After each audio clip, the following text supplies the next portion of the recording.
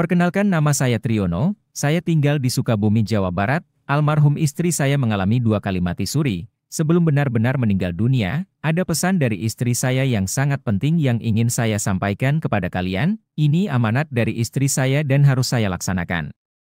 Istri saya bernama Ulfa Hidayati. Sejatinya pada bulan April 2022 divonis dokter mengidap penyakit gagal ginjal. Penyakit tersebut nyaris tanpa gejala, hanya ada indikasi mudah lelah yang Ulfah rasakan. Setelah itu, dokter menyarankan agar Ulfah melakukan cuci darah rutin setiap Senin dan Kamis. Sesuai saran dokter, cuci darah rutin berjalan dilakukan, sampai pada suatu hari di bulan Mei 2022, sesaat setelah cuci darah Ulfah merasakan sesak nafas yang luar biasa. Dan, pada saat itu Ulfah langsung ditangani perawat di IGD. Saat di IGD itu, saya panik karena istri saya tidak bergerak dan layar komputer menunjukkan tanda datar. Setelah diperiksa oleh dokter, istri saya dinyatakan sudah tiada, meninggal. Saya sudah pasrah aja, mungkin sudah takdirnya. Namun saat semua peralatan medis dibuka, berselang 15 menit istri saya terlihat bergerak lagi. Karena kondisi istri saya sudah sadar, namun masih terlihat lemas, maka sesuai saran perawat, istri saya akhirnya langsung dirawat selama 2 hari. Saat terjadi mati suri yang pertama itu tidak ada cerita apa-apa dari istri saya kepada saya. Setelah itu kembali rutin cuci darah sesuai jadwal. Sampai kemudian tiba di bulan Juli, istri saya merasakan sakit dan pusing, dan meminta untuk dirawat lagi. Nah, pada saat di rumah sakit, baru 1 hari dirawat, terjadi lagi. Tepat tengah malam istri saya mengalami kejadian mati suri lagi. Setelah diperiksa oleh dokter jaga dan dipastikan istri saya sudah tiada. Malam itu saya berusaha tenang, setelah semua peralatan medis dibuka dan semua hendak dirapihkan untuk pemulasaraan jenazah. Saya peluk istri saya dan sambil membaca zikir tepat di kepalanya.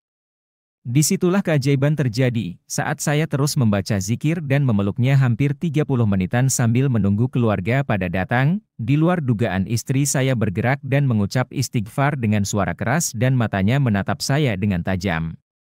Malam itu berlalu sangat hening dan saya tidak bisa tidur khawatir sesuatu terjadi, dan disitulah mendiang istri saya bercerita tentang apa yang terjadi dalam mati surinya. Jadi dalam waktu sekitar 30 menit itu, Ulfah menceritakan dirinya seolah-olah sudah meninggal dan sudah dikubur. Saat diantar ke kubur istri saya menceritakan bagaimana ia bisa melihat keluarga, anak dan juga suami mengantarkannya ke kuburan.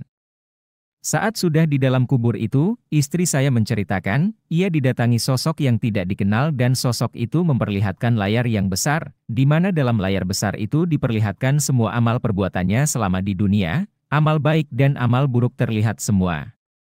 Inilah catatan semua amal perbuatan kamu selama di dunia, kata sosok itu. Kemudian istri saya menyela, kenapa amal baik saya sedikit, padahal saya suka sholat, suka ngaji, suka puasa, suka mengajar ngaji anak-anak, suka tahajud, kata istri saya kepada sosok itu dalam ceritanya. Kemudian sosok itu menjawab, amal baik kamu itu tertutup oleh gibah yang sering kamu lakukan, jawab sosok itu kepada istri saya. Sontak saja, istri saya protes, kenapa bisa terjadi begitu? Tanya istri saya. Kemudian sosok itu menyampaikan lagi, bahwa gibah itu ibarat api membakar gunung, jadi kamu punya kebaikan sebesar gunung pun akan habis dilalap api, kata sosok itu.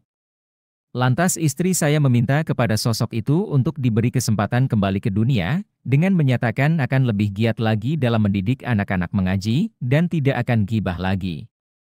Kemudian, sosok itu mengizinkan istri saya untuk kembali lagi ke dunia dengan memberikan syarat agar istri saya menyampaikan kepada orang-orang tentang bahaya gibah itu.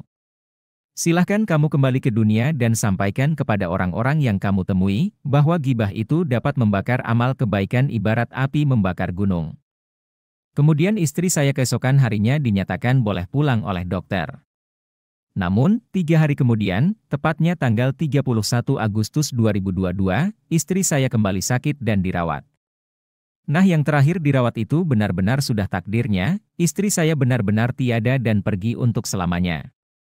Semoga cerita ini menjadi penebus atas pernyataan istri saya yang berjanji akan menceritakan apa yang dialaminya dalam mati surinya. Semoga almarhumah mendapat tempat terbaik di sisi Allah Subhanahu wa Ta'ala. Amin.